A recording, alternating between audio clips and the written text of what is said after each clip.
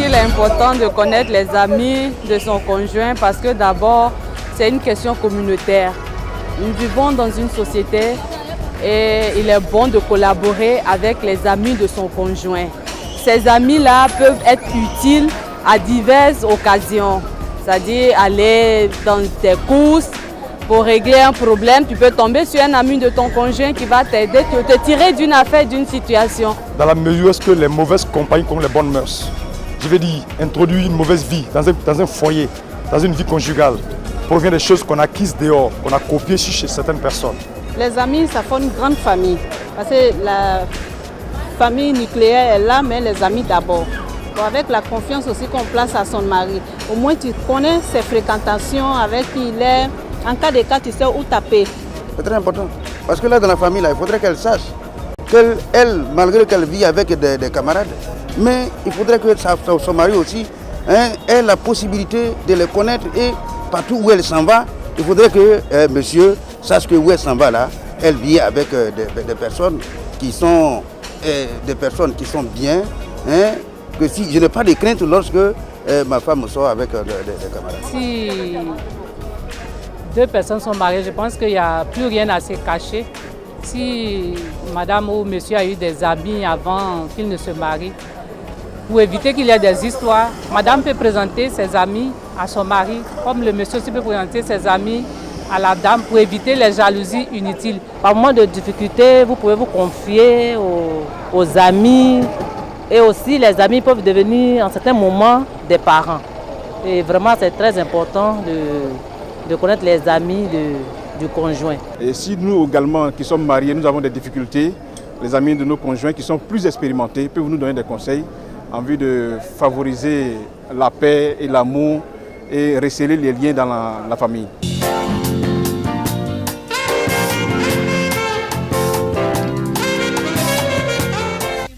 Je vous retrouve encore une fois de plus, amis téléspectateurs de votre famille.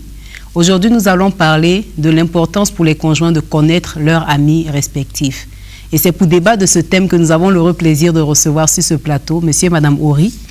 L'époux Ori Victor est technicien de formation. Son épouse Valérie est institutrice. Ils ont 11 ans de mariage et 3 enfants. Et nous avons également le plaisir de recevoir monsieur et madame Guéhi. L'époux Gustave est comptable et son épouse Désirée agent commercial. Ils ont 6 ans de mariage et 1 enfant. Alors, comme je l'avais tantôt annoncé, nous allons parler de l'importance pour les conjoints de connaître les amis respectifs. Je voudrais demander à monsieur Ori, pourquoi en général on a des amis? Je voudrais vous dire merci pour cette émission et surtout l'occasion que vous nous offrez pour être sur ce plateau pour débattre ce thème qui est aussi important. En général, nous avons des amis parce que il se trouve que les amis, ce sont ceux avec qui vous êtes liés de manière conjugale et de manière avec qui vous avez des relations très fraternelles et amicales. Quand on a des amis, quand on a des problèmes, ces amis peuvent venir nous aider à résoudre les problèmes. Oui, parce que ces amis nous servent souvent, ils remplacent nos frères, nos parents, quand les parents sont éloignés de nous. Quand nous sommes dans des problèmes, ces amis peuvent venir nous réconforter, comme le cas de Job que j'ai souvent l'habitude de lire. Et Job, quand il avait ses problèmes, ses 3 amis sont venus le réconforter, ils ont pleuré avec lui. Bon, vraiment, ça, quand je lis ça, ça m'émerveille tout le temps. Ça montre un peu le rôle que voilà. Pour nous. D'accord. Je voudrais me tourner vers M. Guéhi. Est-ce que vous avez quelque chose à dire en complément de ce qu'il vient de dire? Ouais, je vais juste ajouter que quelquefois, les amis, on les a depuis l'enfance. En général, c'est des gens avec qui on a partagé beaucoup de choses depuis l'enfance. Et quand on grandit avec eux, bon, cette amitié continue et voilà quoi, c'est juste un complément. Jusque dans, voilà. dans le mariage. Voilà. Voilà. Et bon, on a fait rapidement un tour de table pour définir un peu ce que c'est que les amis, puis bon, pourquoi on en a. Je voudrais demander à votre épouse en fait, pourquoi est-ce qu'il arrive que certains conjoints n'arrivent pas à présenter leurs amis à leurs partenaires? faut dire qu'il y a des amis qui c'est pas toujours tous les amis qui sont des bons amis, c'est pas tous les amis qui donnent aussi des bons conseils. Il y a des amis qui par exemple, je peux dire, qui détruisent même des foyers. Il y a des amis même qui sont là rien que pour semer la pagaille. Voilà, semer la pagaille ou par exemple, ils sont là pour donner des conseils qui ne construisent pas la vie de leurs amis. Et quand c'est comme ça, bon, c'est toujours difficile de les présenter, de les faire connaître au grand jour. Parce que c'est un peu comme un jardin secret qu'on essaie de préserver. Parce que, comme d'autres personnes, quand par exemple on a envie de s'éclater, si je peux me permettre ce langage, c'est en ce moment-là peut-être qu'on a besoin de ces genres d'amis. Donc dans la vie, souvent on a plusieurs sortes d'amis. Des amis conseillers, des amis frères, et puis des amis juste pour s'amuser. Voilà. Mais est-ce que vous pensez que par rapport à ce que vous venez de dire, c'est justifié pour ne vraiment pas présenter cet ami-là à son conjoint? C'est vraiment justifié? Je pense que d'abord, quand on est en couple, dans une vie de couple, il y a déjà la confiance qui s'installe. Et quand on se fait confiance, on n'a pas toujours besoin de justifier tous nos actes que nous posons. Donc, bon, un ami peut être présenté quand, par exemple, il est vraiment utile à quelque chose. Par exemple, c'est un ami, soit s'il y a des problèmes, bon, c'est un ami avec qui vous, peut-être, depuis peut-être les fiançailles, ou depuis longtemps, vous vous connaissez. Cet ami-là, par exemple, il peut être connu au grand jour, mais je veux dire, l'ami qu'on a soit au bureau, bien le collègue de travail qui devient un ami à force on n'est pas obligé de le présenter au conjoint. Madame Mori, est-ce que vous partagez son point de vue? Bon, ça dépend du sens qu'on donne au mot ami. Oui, mais est-ce que vous êtes d'accord avec ce que Madame dit? Justement, c'est ce qu'elle vient de dire. Si c'est juste un collègue de bureau, on n'a pas besoin de présenter tout le monde. Je crois que les hommes auront leur mot à dire. On n'est pas obligé de présenter tous ses collègues, tous ses camarades, parce qu'il y a des amis qui sont simplement camarades. On se voit au travail et puis c'est tout. Mais quand on devient vraiment ami, là, on est tenu de le présenter à l'autre moitié.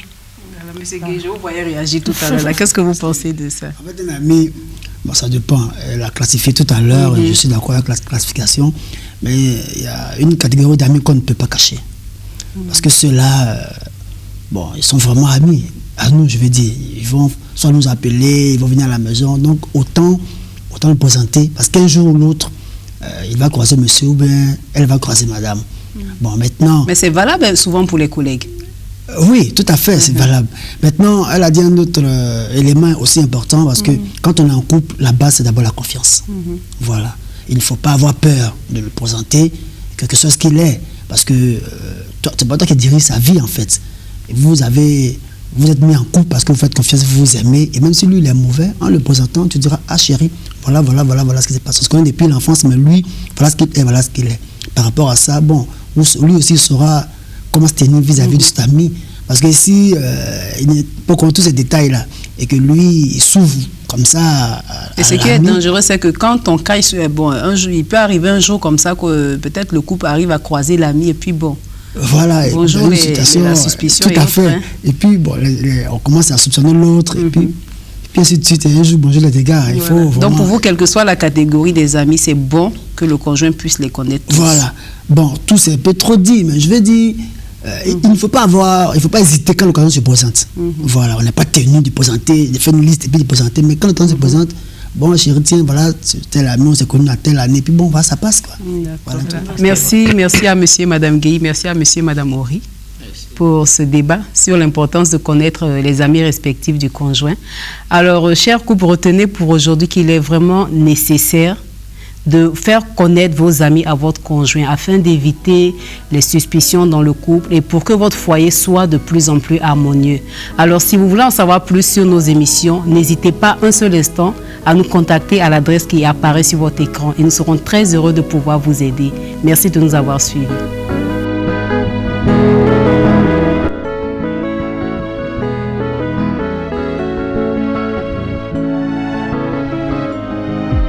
Voici, Seigneur, offrande de mon cœur, le seul dimanche témoignage de l'amour que j'ai pour toi. Que puis-je donner qui puisse égaler tout l'amour que tu as pour moi, éternel?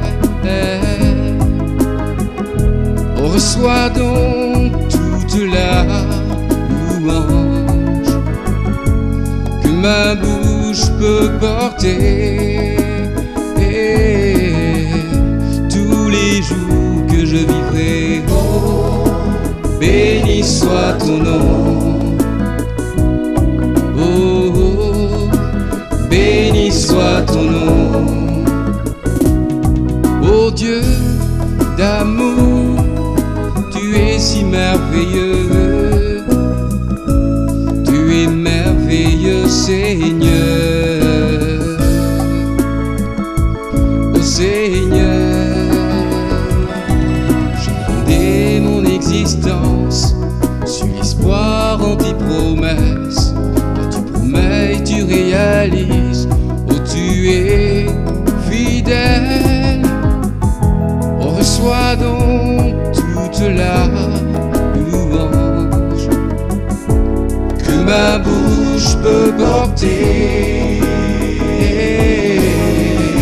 tous les jours que je vivrai. Oh, béni soit ton nom. Voici l'offrande de mon cœur. Béni soit ton nom. Ce que j'ai de mieux au fond de moi. Béni soit ton nom. Oh, je veux t'offrir bien mieux. Béni soit ton nom. Voici l'offrande